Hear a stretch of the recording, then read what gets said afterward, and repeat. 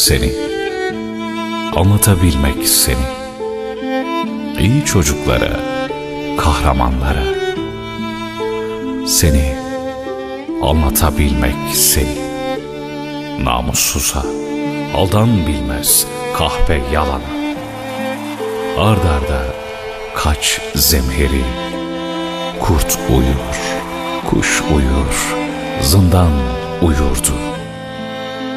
Dışarıda gürül gürül akan bir dünya.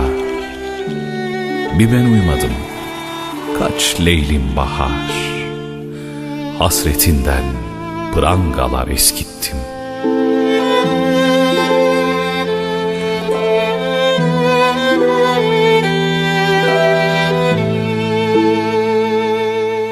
Saçlarına kan gülleri takayım, bir o yana, bir bu yana.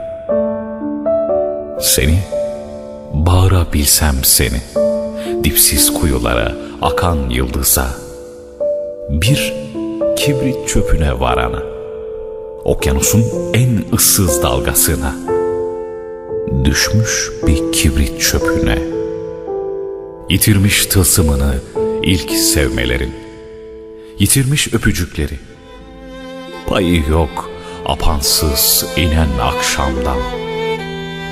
Bir kadeh, bir cigara dalıp gidene, seni, anlatabilsem seni, yokluğun cehennemin öbür adıdır. Üşüyorum, kapama gözlerini.